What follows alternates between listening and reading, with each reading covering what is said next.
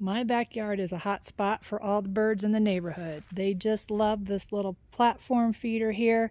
It has a nice ridge that they can clamp onto, and I just have safflower in here.